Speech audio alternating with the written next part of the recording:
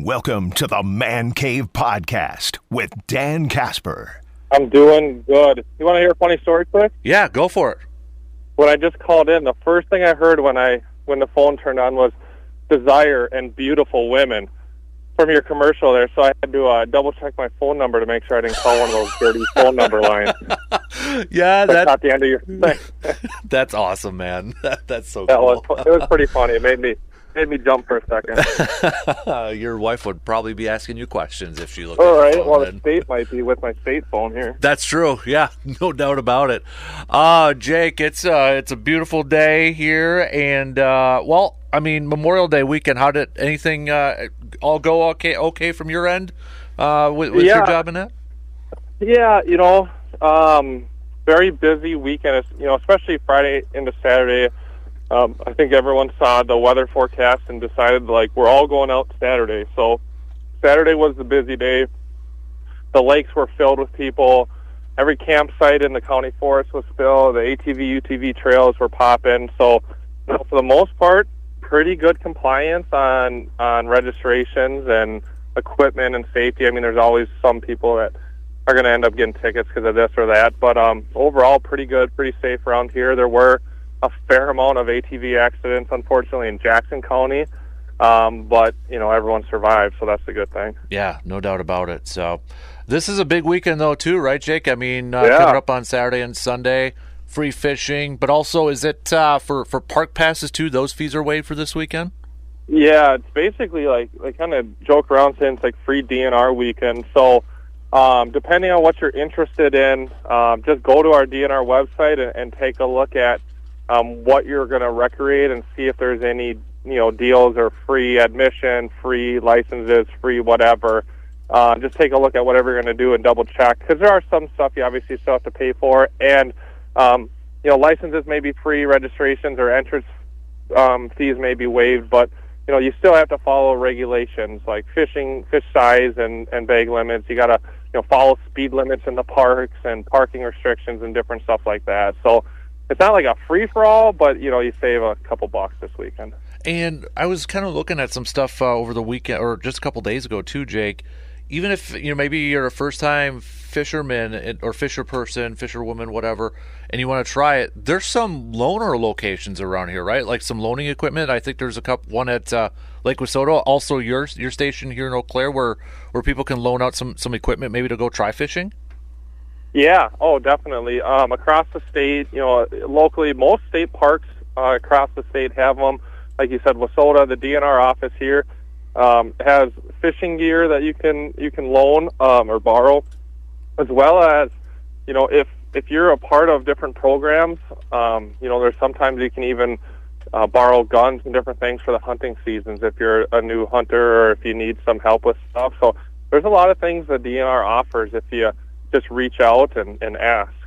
So with the free fishing weekend here too, now parents, kids obviously under the age, is it still 16 that don't need a fishing license? Yep. Okay. And so parents can still go out and take their kids even without a fishing license too this weekend, right? Yeah. So no fishing license needed for anybody this weekend. Anyone under 16 never needs one. A good distinction and something we like to make sure people understand is that if you got, whatever age, 4, 10 years old, whatever, 2, and you're trying to teach them to fish, you can help someone fish. You can help hold the rod with them if you don't have a fishing license. You can even cast it if you need to cast it to get it out there further for them so they have a chance at catching a fish. If they catch one or they get stuck, you can help them reel it in. As long as they are actively participating and helping and such, you don't need a fishing license to help someone fish if they're underage or whatnot. Now, if your 4-year-old grandson or son goes running off to the park or goes and starts playing with frogs on the shoreline and you decide to take their Scooby-Doo pole and cast and retrieve and fish yourself, then obviously now you're not helping them. Now you're fishing and you need a fishing license. So we saw it again this weekend, and we see it from people that they think just because they're using a kid's fishing pole that they don't need a license. But it doesn't matter what you're fishing with. If the kid's not there, you can't fish without a license. Gotcha. All right. Except for this weekend. Okay. I don't know if you're going to be around here too, but we had Ed the diver on a little bit earlier. He's actually heading over to Lake Wissota and is going to do some cleanup with the water over there too, and also over at Party Island up the shore. Sure. Over there. So yeah, he's going to be doing some cleaning up and scuba diving to see what he finds under the water over there. Nice. Yeah. Well, that'll be interesting. I know, right? I mean, a lot of fishing lures definitely finding out there, Oh, too. I'm sure fishing lures, sunglasses, maybe some phones. Mm-hmm. Yeah, definitely. So when it comes to, I know we're wrapping up the month of May here, Jake, and we're getting into June here. Is there anything with like hunting-wise or trapping or anything like that in the month of June that people should be aware of? Or is it pretty much just, straight up fishing and trail riding at this point? We're past most of like the applications for the fall. Too early for some of the fall stuff to start or for next year stuff. Anytime you buy like a patron's license or at any point you can buy like your 2025 spring turkey application for $3 or put in your bear points and stuff like that. You can do that any time of the year, but we're kind of in that full summer mode right now. Boating, fishing, ATVs, UTVs, state parks. That's kind of where our mindsets are right now, kind of what we're patrolling for, what we're seeing, questions we're getting. So, it's kind of that maybe month or two of the year where we're not super indicted with deer stuff. Mm-hmm. Right. Otherwise, deer is kind of king. Hunting's kind of king. Yeah. One last question here for you, Jake. When it comes to, like, if you have a kayak, let's say, can you put it in the water anywhere as long as it's not private land? So, like, if it's a public, can you put it in the water from the shore, from anywhere? Do you always have to go through a boat landing, even though it's like a kayak or a canoe? Is there any rules of where you can put those in at? No, as long as you can if you can access it legally, via foot, if it's private land with permission, public land like a park, like there's plenty of spots around like Half Moon Lake that's public. If you can walk there, you can walk with your kayak there and just dump it in.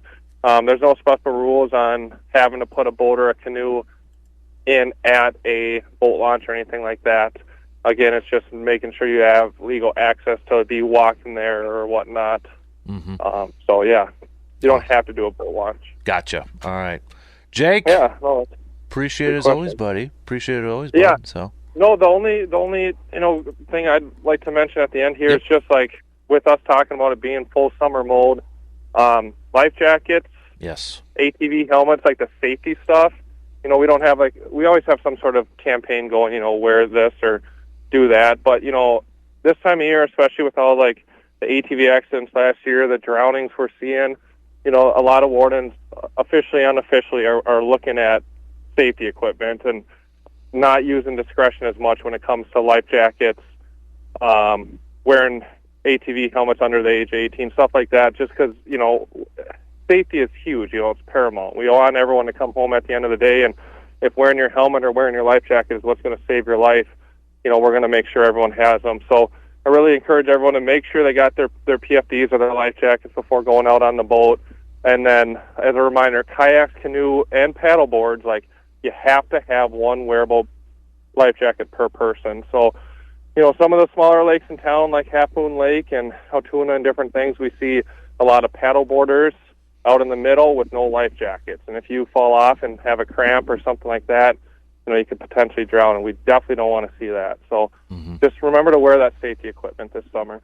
Good tips there, man. Dude, appreciate it as always. Have a good weekend, man, and we'll catch up with you again soon, okay?